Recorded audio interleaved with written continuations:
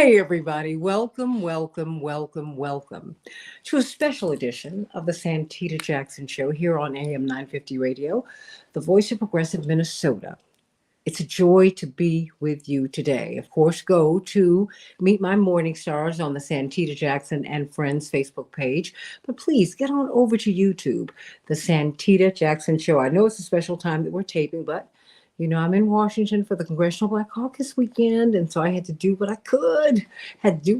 So just keep on looking. It's a special edition because, typically I don't devote 2 hours to something or two full segments, 2 full hours of the show. But I feel that this issue is so important that we have to do that. And I wanted to wait until I had the right person to thoughtfully discuss reproductive rights because they impact us all, male, female, trans, LGBTQ plus. No one is untouched by reproductive rights.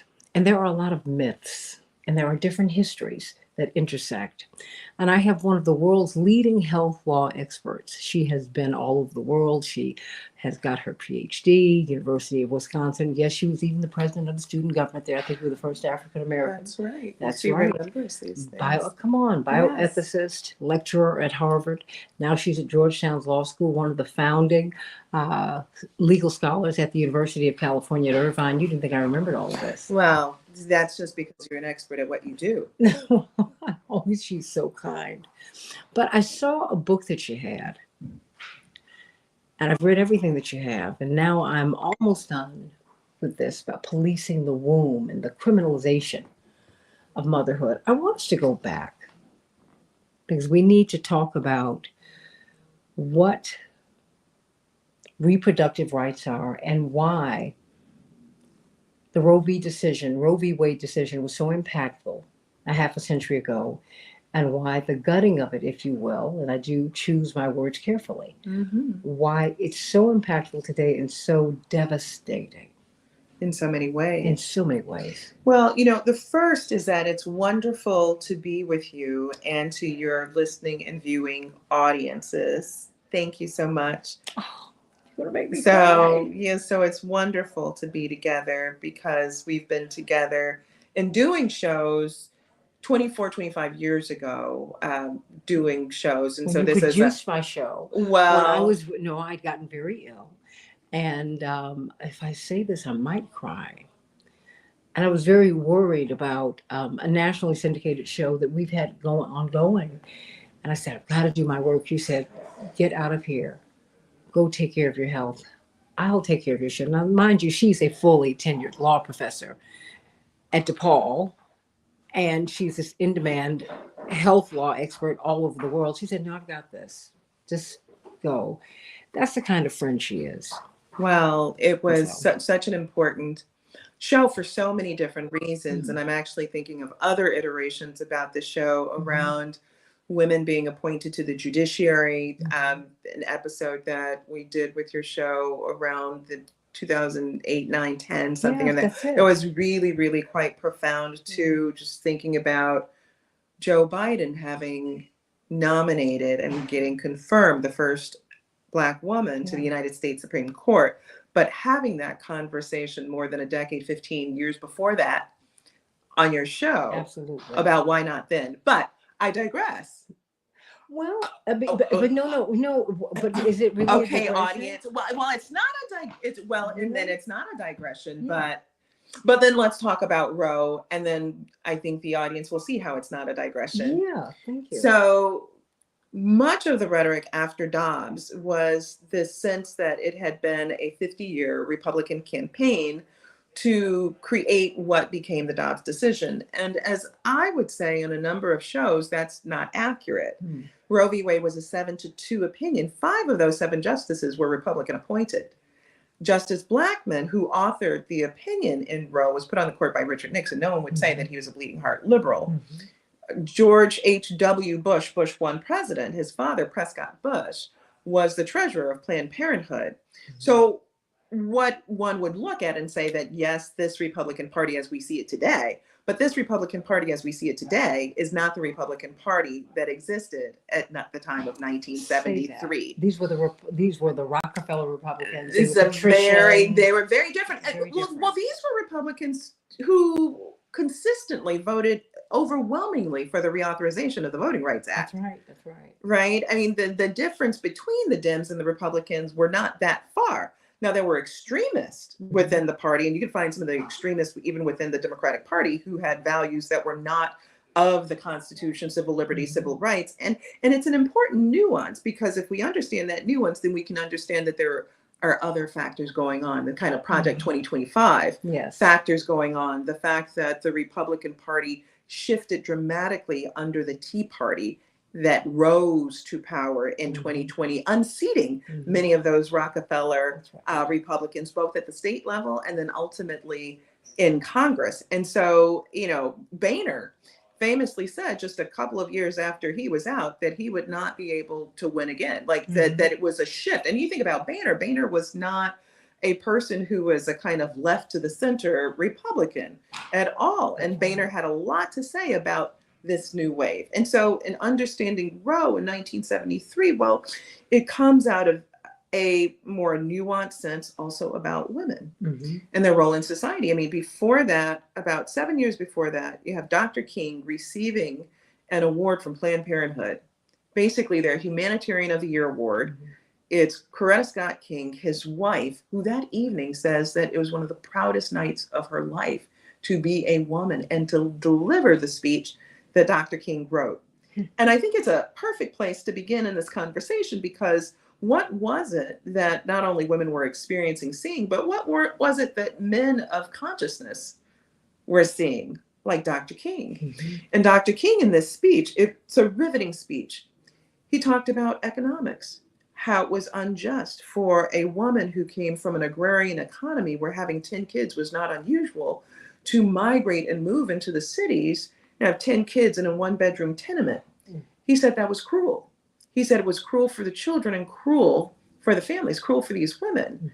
He talked about the ways in which women, and that he was talking about Black women being under the thumb of society, this kind of sense of dictating who they would be and the limitations on who they could be. And in fact, he begins the speech by saying that if a group of aliens came from outer space, they would say that this is a nation that is governed by insane men.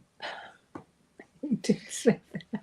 And this is how he begins a speech talking about women and reproductive autonomy and family planning. Now, it's worth noting that it was also a complicated time, because there were some who thought about family planning as, let's just suppress in other parts of the world women of color from being able to grow their families for any number of reasons. But Dr. King had sense enough, for so many reasons, but a real sense of knowing that when you're controlling and governing a woman's body and that she's not able to determine a family of the size that she wants, he understood that there is a way in which Black women get caught in a kind of pretzel-like reality, which we saw in time after that. You can't decide when, how, if you want to have kids. Then you get blamed for it if you have kids that you can't support, because you have a state that later on is going to call you a welfare queen if you are using government benefits at all. You get targeted by Child Protective Services if you're too poor and not able to furnish certain types of clothes for your children, and all these kinds of things. And he well understood. So now what does it mean after a Dobbs decision? After Roe was so clear, and after the Supreme Court affirmed it over and over again? Many people think Roe and then Planned Parenthood v. Casey, which was about 20 years later. But in between, the Supreme Court was over and over again reaffirming Roe v. Wade. Now, why is that important? It's important because in the Dobbs decision, Justice Alito acts like there was just Roe and the court went crazy. And then there's this thing called, Planned Parenthood v. Casey, and they went crazy again. But other than that, the court was never thinking about these issues. That's inaccurate. There were a number of cases over and over again where the Supreme Court was saying yes, yes, yes. And even in Roe, you have Justice Blackmun saying, if we're to take what's happening seriously, we know that this is a society that discriminates against women. If you have a child while you're not married, out of wedlock, you're discriminated against. If you got a child, you can't finish college. I mean, it was really, you couldn't back in those times. The economic risk, the health risk, the mental health risk, all of that he talked about. And let me say just one more piece just on the history front. He surveyed history. And the truth of it is, no matter where people land on this issue, abortions have been performed for millennia. The pilgrims were performing abortions. The indigenous people were performing it. People all across the world, Asia, Africa, like all over, because, and this is a piece about the Supreme Court being so ahistorical. Pregnancy is actually something parasitic to the body. What is a menstruation? A menstruation is trying to flush out each month, making sure you're not, and why? Now, I'm a mom. I love being a mom. I love my daughter. But the reality is that it's very dangerous. You have to grow a whole new organ inside your body. You could have preeclampsia. You could get gestational diabetes. Your legs swell, your ankles swell, your back hurts. And these are not just, oh, deal with it physical problems. Ectopic, there are things that can kill you in a pregnancy. So your body is actually trying to shut it down. Now that's something that's inconsistent with the narrative that's coming out of the court. It's inconsistent with people who don't believe in science and don't believe in health. There's this notion that somehow women do better when they're pregnant. And nothing could be further from the truth on that point. There are women who like being pregnant. There are women who like being moms. But in terms of what it puts your body through, and we've seen that in the post-ops landscape, these women bleeding out in their cars, 7 days, 10 days, 11 days, 14 days, because their doctors now fear caring for them, right? We could go on. No, because as you're giving me the history and you're going back to 1973, a couple of things happened then when we were kids. They first posed the question, what's a housewife? What's a mother worth? If she had a salary, right? Yeah. And they oh came my up, God, they you're came up with a dropping figure. you're dropping pearls and Well, I'm talking to you. And so, yeah. but but I see this. You've always, one of the things that I love about your thinking is that it's global and therefore it's intersectional. So you don't see things in you can isolate, you can disaggregate, but you're saying no. The society, there's an ecosystem out of which this Look, decision, right? you know, I mean, 150 years prior to Roe v. Wade, we have the United States Supreme Court issuing a decision that says that women may not serve. Let me make sure I've got my years right. It's 100 years before, almost exactly. It's a case called Bradwell v. Illinois. And you have Mrs. Bradwell, whose husband is a lawyer. So she knows what it's like. She goes to law school and she says, I can do what he does.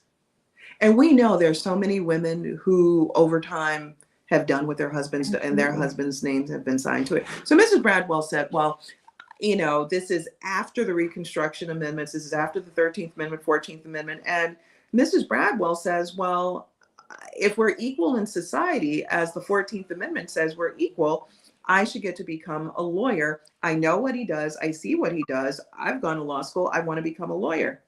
The Supreme Court doesn't take up directly what she has asked, which is to strike down this Illinois law that bans a person who has my gender, my sex, from being able to be a lawyer. That's unequal. And instead, what the Supreme Court says is not only are women not fit to ever become lawyers, the only place that women are fit is in the care of their husband and their children. Well, Mrs. Bradwell didn't come to the court asking the court about, tell me about what it's like to be a mom and to have a husband.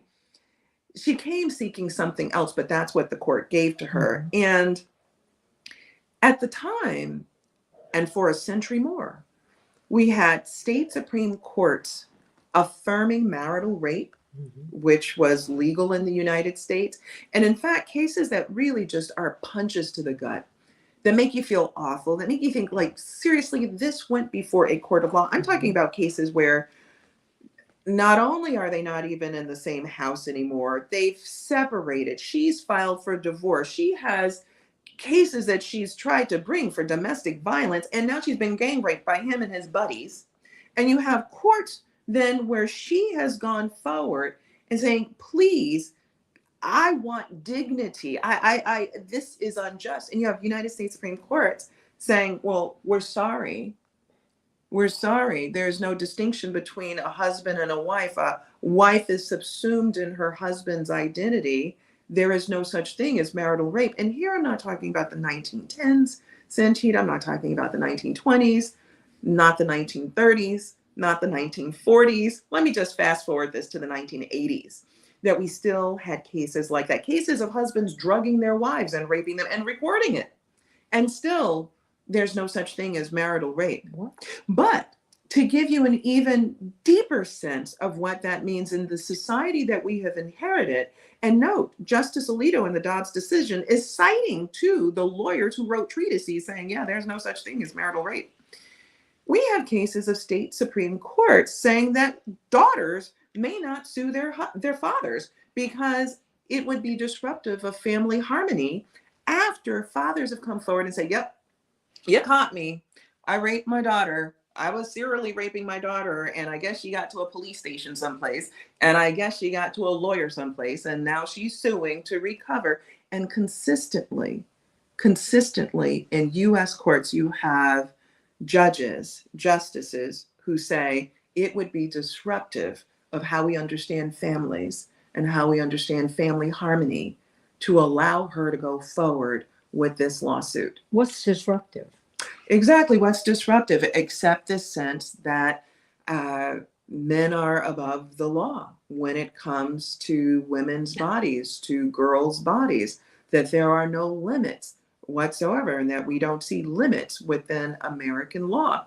And you have Justice Alito in the Dobbs decision bringing forward a modern day iteration of that. When Justice Alito says, well, just go vote if you don't like this, what a cruel joke it is to Black women whose votes have been so suppressed, including through this particular Supreme Court in overturning part of the Voting Rights Act. See, it's important to have that history because we need to understand where we were and where you think we are going with this now. Because I can't help but connect maternal mortality to this. Well, you are absolutely right. And if we are to go back even a step further than that history, is to understand that during the time, I mean, so deeply embedded in our soil because original sins on these lands, the marching off of indigenous folks off their lands and the importation of Black folks for the purpose of reproductive labor and physical labor. So much of what Americans understand is some bucolic backdrop where I think, well, there are people who will accept and do accept slavery must have been bad, right? But, in movies, what they see is just this verdant green, people singing, could it be so bad when the sunlight is out, there's cool wind, and you're just picking little puffs of cotton, right? That's what we've been left with the American story, right? Of slavery, so much of that. Well, and Laura Petrie. Yes. On the Dick Van Dyke Show, they slept in separate beds. They sanitized everything. Yes, exactly. Right. But they didn't sanitize. They lied. They lied. Well, but here's the thing. Alongside that history, that part which is not told and never told is that which is actually very difficult to erase. I'm sure some people would if they could. But we've got the advertisements from the 1600s, 1700s, 1800s. And they tell us yet another story about America and reproduction. It tells us the story of the breeding winch. And if you look at these advertisements, and there are thousands and thousands and thousands of them, unlike now where we have newspapers shrinking, then we have newspapers expanding. So all across the country, you have advertisements and this system of capitalism that is born out of slavery, or the two connected. And so what you have are these advertisements for the 12-year-old breeding winch, the 13-year-old breeding winch, the gangs of breeding winches ready to be auctioned off, ready to be sold. And so then you have to ask the question, what makes someone a breeding winch? What does it mean to breed?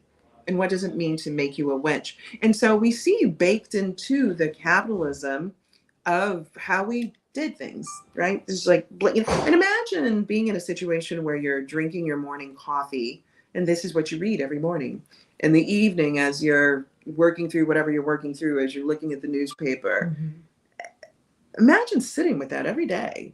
But I'm trying to figure out where the society was, where that was acceptable. When you read the letters of people who visited Thomas Jefferson, Oh my. they said there's something, it's a beautiful estate. There's something kind of odd Wrong. about this place. There's something kind of odd. Yes, You know, exactly. white people, they're Yes. enslaved, but I mean, but they look They look white, they look just like and they Thomas. look just like him. Well, on that point, so I mean, do you think, because you know, I'm asking you this because I see all this is connected. well, it to is me. all connected. It is, right? So you have Thomas Jefferson writing to John Wales Epps, who is a relative. He was a nephew, but also a politician. Mhm. And he's giving him advice. And Thomas Jefferson was known for giving advice because And Wales was, of course, his wife's relative, who was also Sally Hemings' relative. well, because you know, peace and blessings, exactly. Sally Hemings Sally was his Hemings was wife's his sister. half sister, right? Exactly. Whom he solicits to come to Oh, I'm just Paris. no, keep talking because I You just know, when she's 13 years old and she leaves Paris pregnant. So, but 14. 14, 15. Yes, Well, he was exactly. 39. Well, exactly. Okay, But that's to your called point, pederasty, right? well, yes, it is. Okay, I'm just Well, this is the point. So the letter. In the letter, what he says to Epps, the advice is that it's overstated to have men on your plantations, all these men, these bucks, right? These black guys. He says where the real profit is in having girls and women because they're turning a profit every year or two. Now, Thomas Jefferson is not speaking to these women just pick tobacco so much better. These girls pick cotton so much better. They're better with the crops. We know what kind of production Thomas Jefferson is putting these girls and women to on his plantation and advising that others do the same. Now, if his name wasn't Thomas, if it was what Jerome.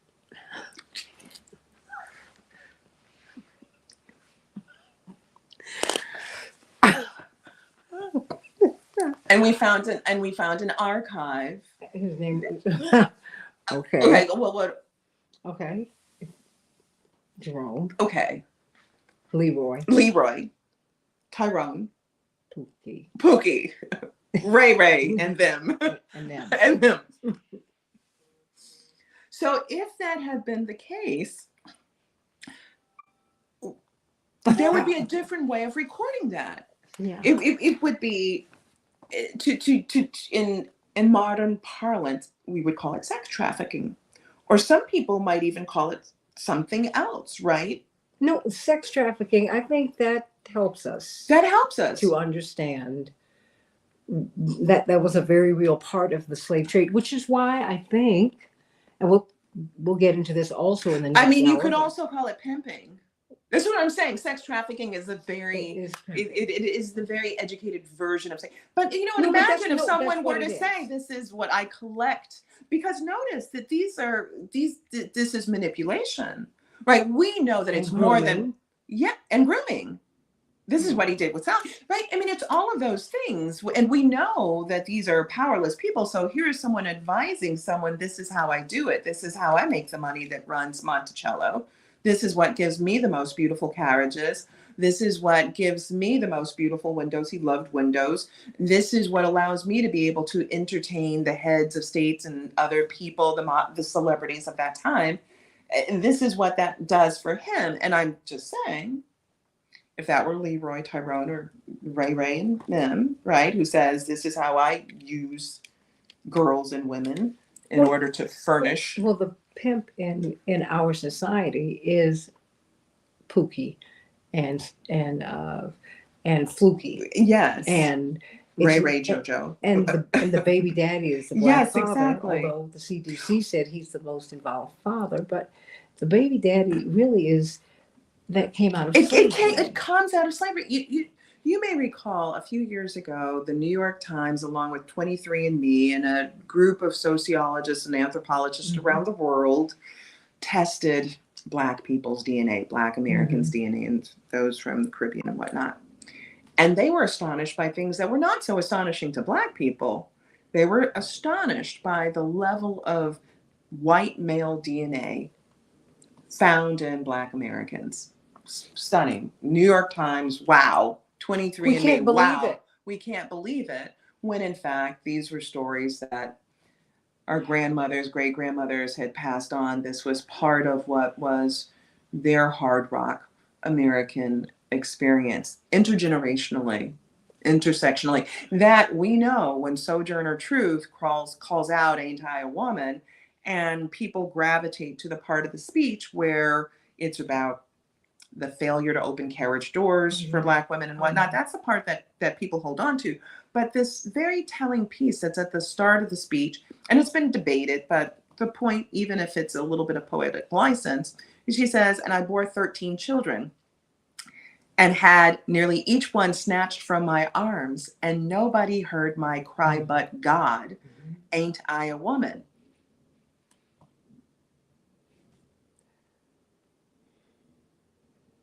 Which is why I think that, well, to me, I can't, this is a woman's plight. While Black women experienced this to me, you're in for a penny, you're in for a pound. This is every woman's story. Right? Oh, it is. And, and that's why, and so it's galling, if you will. Oh, help me with this. Men are making these decisions. And I'm trying to figure out how, because they don't bear the burden of, as my mother said, God trusts women so much that he gave us the power to bear life. He said he didn't give that to men. Gave it to us. She said, I carried you under my heart. Yes, she did. You ate first. And she did. And you did. And I mean, you did that. You're a mother. Yes, So, right. I mean, and so with that, and so when we're talking about reproductive rights, one of the things that this full contextualization of it is missing from the story to Well, me. it is. But do you think I'm being too picky? No, you're not. It is the full and whole. So one of the things you mentioned my book, Policing the Womb, and Policing the Womb and criminalizing motherhood came out 2 years before the Dobbs decision. But it was a book that I had begun working on 10 years before then. See, I had heard you. Yeah. And then to see it fully fleshed out. And I have to tell you, before you continue, it's been hard for me to get through. And I've shared this with the audience before. It was hard for me to get through because I remember we had the privilege of knowing Quincy Jones and Alex Haley and all these people. And so the summer before Roots came out, my father had Alex Haley come to our convention in Washington in 1976. And people were walking around with thousands of people there. And my father had to stop him in the middle of his speech because he was a writer. He wasn't an orator, but he was a fascinating story. He was telling you, my father said, he was telling you about his story and how it was that he came to write this book. And it's going to be made into a television movie. It'll be out in January. And everybody, and my father had to stop everybody, said, stop. Because the next time you see him, he will be the most in-demand personality in America, if not the world. Yes. Lo and behold, 6 months later, that was true. When we all sat around and watched, didn't we? We watched it, but I tell you, remember when Kizzy was raped? Yes. That was chilling. Because you saw this innocent girl. Yes. But also, a couple of years later, when Roots 2 came out, we got like 3 or 4 episodes in advance. I get to California for spring break and with my grandmother who just lost her husband, my grandfather. And I'm sitting at the breakfast room table and I'm so excited. Mama Helen, we got Roots. My grandmother was stern with me twice in my life. This was the second and last time. She said, don't you ever mention Roots. She said, don't you ever mention that to me.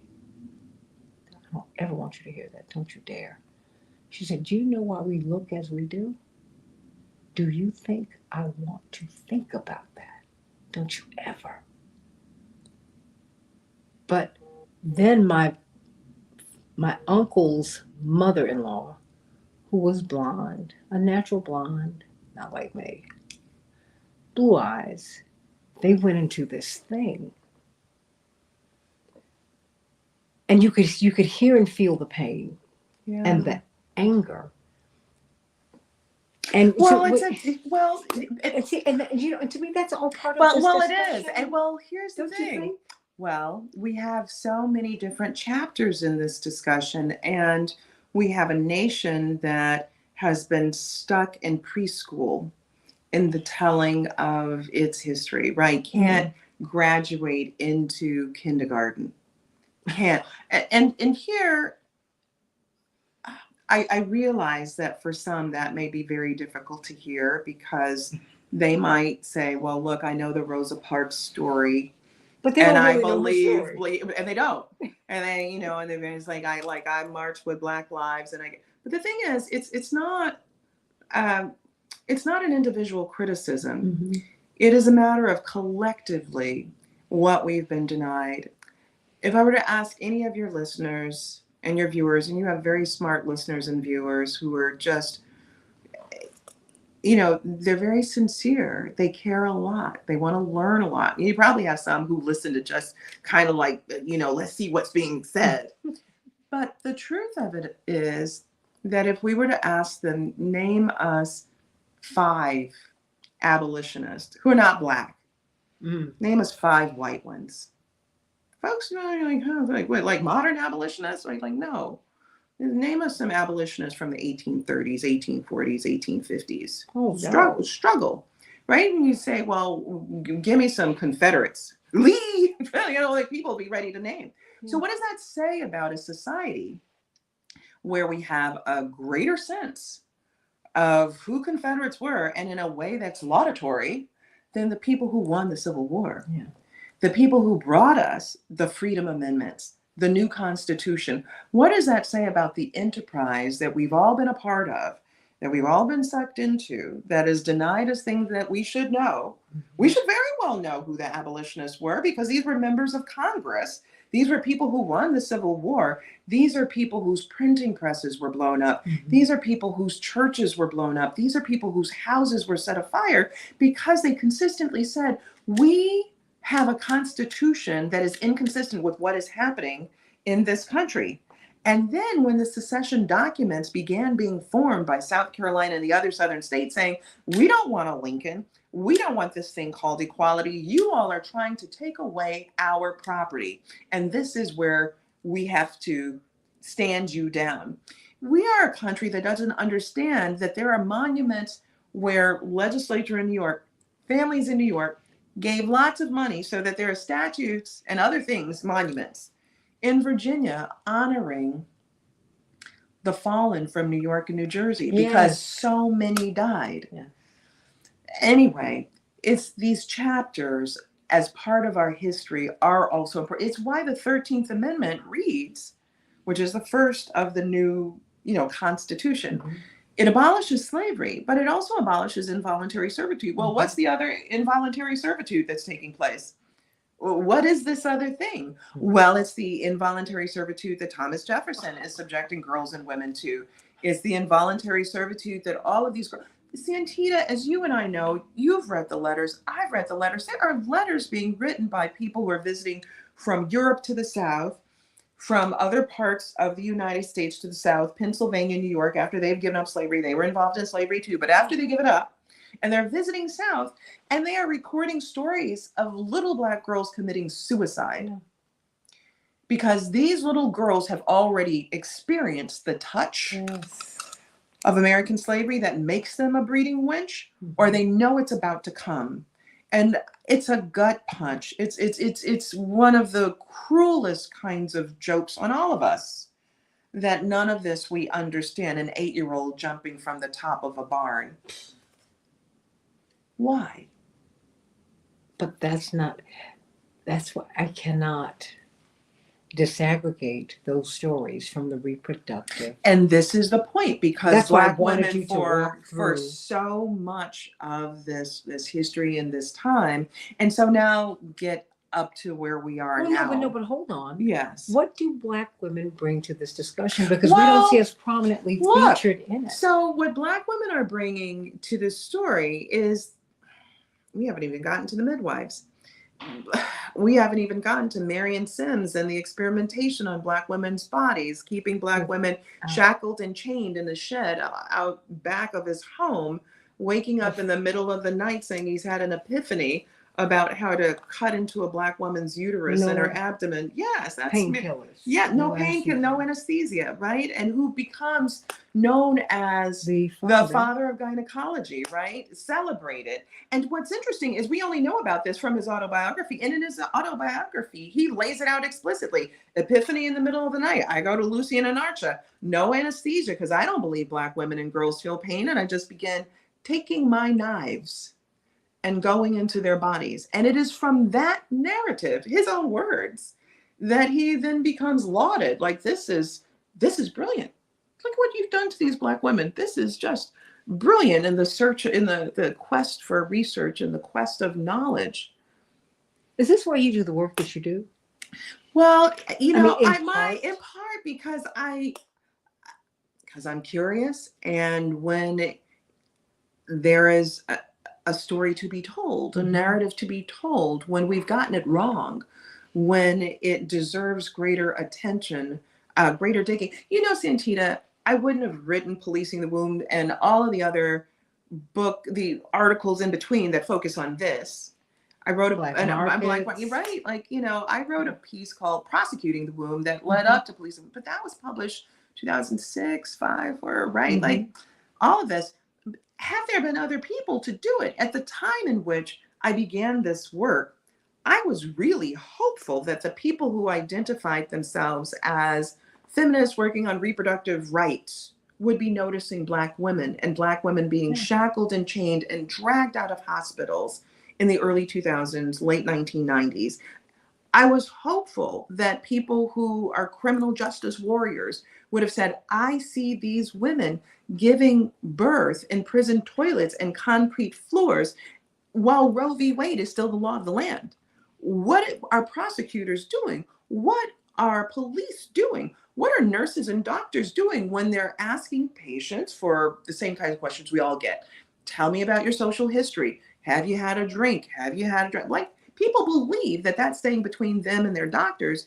And yet, as I was discovering, and anybody else could have discovered, this private patient information being directly turned over to police, directly turned over to prosecutors, Black women suffering in this way in the 90s and 80s, in the 1990s, 2000s, at a time in which, you know, if these women had wanted to, they could have just simply terminated their pregnancies. But these were women who had messy lives, but hoped to get the care that they needed, wanted to become mothers. And that is part of this story of Black women. It is at every turn seeing some form of a roadblock. It's being ignored by the people who should be paying attention to you. It's a whole movement that was so deeply funded, that had hundreds and hundreds of millions of dollars, that decided, you're not one of us.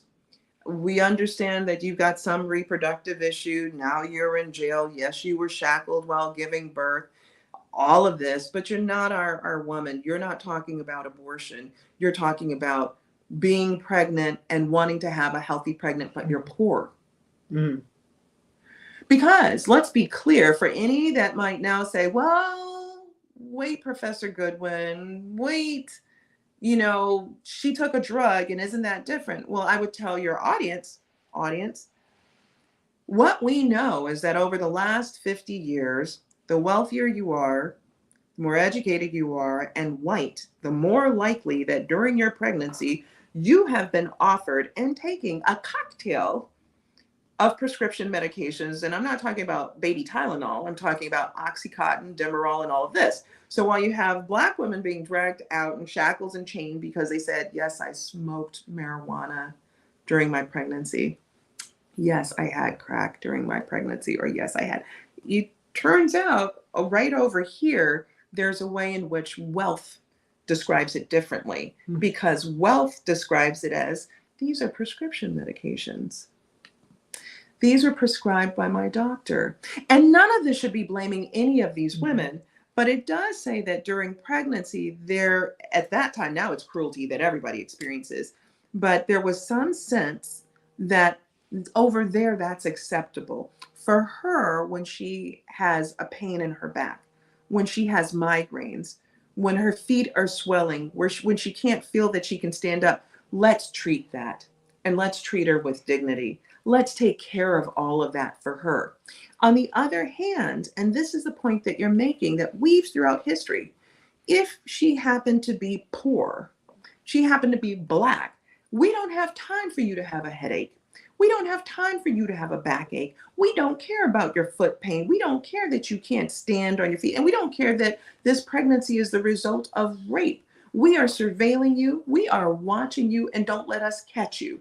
And you better not tell your doctor or your nurse anything that, if law enforcement gets its hands on, anything that puts you at risk of incarceration. And so this was really what drew me into doing this. I had hoped that there were other people actually who were paying attention to this, such that all of that work in my book would not have been necessary. But it was. It was because people were not paying attention. Well, you're talking about the social and familial structures that lead us to this moment, Yes. that are really part of the reproductive journey, because it's just, when you have your menses, your first period, that changes how the world relates to you. Because as my mother said to me when I went to her, I said, with all the books you've given me, I think it's happened. Let's to confirm it. And she did. And she said, oh, hugged me. I'm so proud of you. And now we've got to tell your father. He, bless his heart, I said, do we really have to? She said, your father should know, but he understands. What do you want for dinner? And I was always on a diet, so that was a big deal that I could have what I wanted. And all he could say was, Daddy's so proud of you. You're becoming a young lady. Well, and yeah. And your mother is going to show you how to be a woman. And that's why I married her, because she can help you with this, because there's some things that Daddy cannot teach you now. Daddy will always protect you. And when you see that that's not the reality for so many people, there's just, like you said. Oh my gosh. Well, it's and that's one of the things that concerns me about this discussion, because it's not nuanced enough. No, it's not. And you've also given, advice to the community that's listening, which is that these are what happens in a household with regard to reproductive health, just growing up, that a family knowledge, because men are very important to the story. Men have been excluded. There's been this sort of sense, hear no evil, see no evil, I'm not responsible, right? I don't need to be involved in contraception, and nobody's policing if I have a vasectomy or not, all these things. And I think that there are more men who are becoming aware that, maybe I should pay attention. I think that there are fathers now. Here is the thing. Your dad always believed in you. Your dad didn't need somebody to tell them that you were smart, that you were important, and that you deserve the best in this world and what you could become. We know very well, though, that it's a recent phenomenon of young girls growing up like that. Yeah. Right? I mean, that's very different than a couple generations ago, where it was like, and we love teachers and we love nurses, and we've had teachers and nurses in our families. But that was this sort of sense that was the ceiling. That was the ceiling. Yeah. Your dad didn't see a ceiling. And there are fathers today who've been, and I know you have some who are on here, who have been carpooling their daughters, taking them chess club, math club, soccer practice, karate, piano, all the rest of that. These dads who today are saying, no, my daughter, she could be just like Kamala Harris.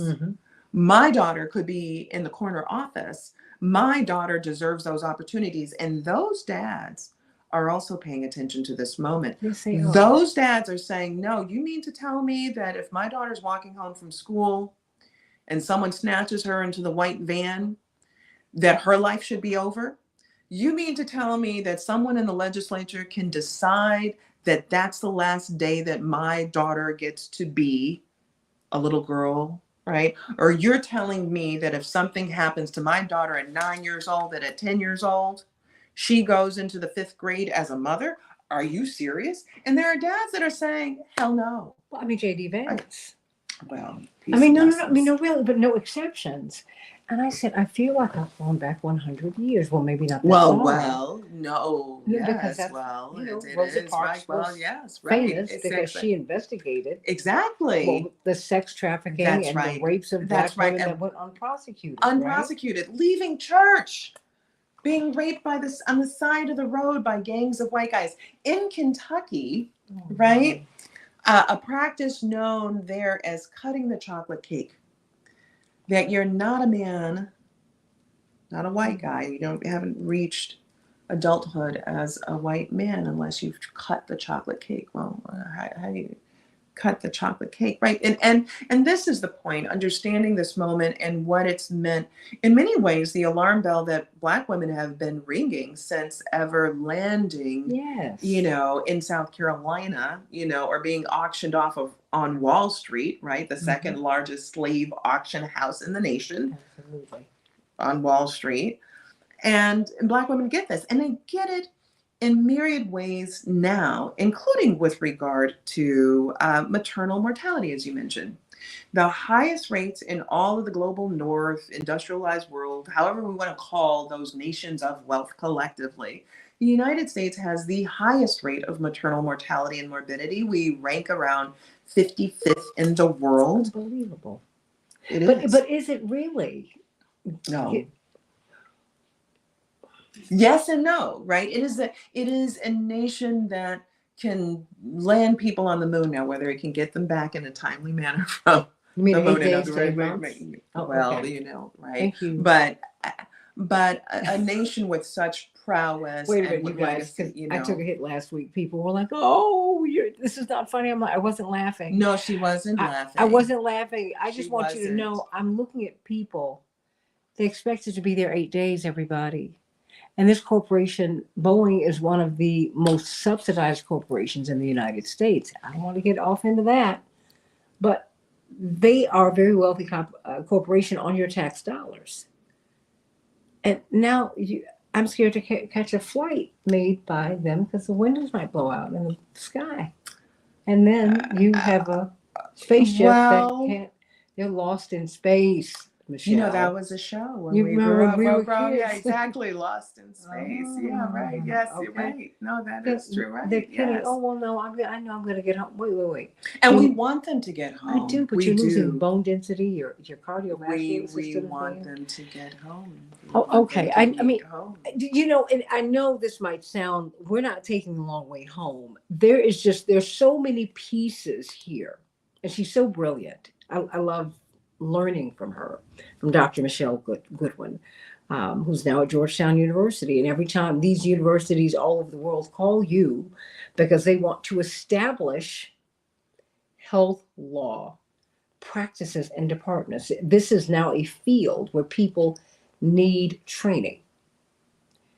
So much of our gross national product is actually spent in health, right? It's a significant portion of it's one of the biggest legal concerns, moral concerns, how we take care of people and their health. And we see the consequences of the various failures to get this right in terms of making sure that everyone is able to be cared for in a dignified way. But I think that also gets at matters that are kind of race to the bottom in the United States. You need to work hard enough to get it. Are you working hard enough? Whereas a sense of just basic human dignity shouldn't mean that, none of us need to have worked to. It's like saying work hard enough to get clean air.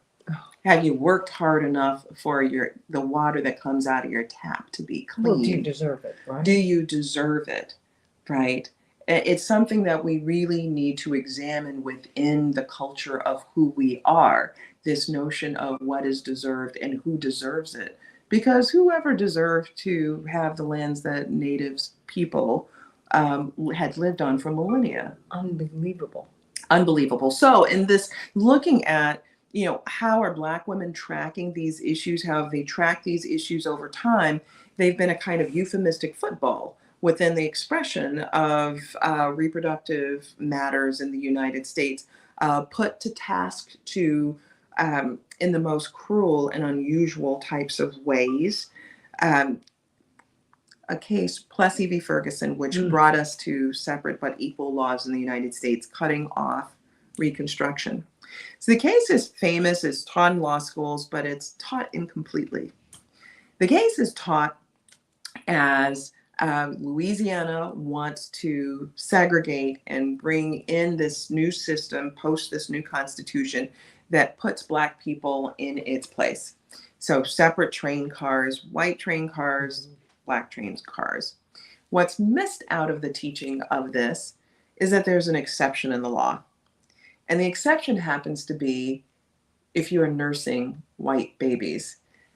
You may then be in the white train car. So again, Black women's bodies being used, sort of fitted for, retrofitted for whatever is the call that is demanded for by those who are elites in society, and then law sustaining that legislatively and also through the judiciary. So Black women have seen the ebb and flow, however their bodies are useful for the legislative moment. We're going to have part 2 of this. I didn't realize we have come to this point.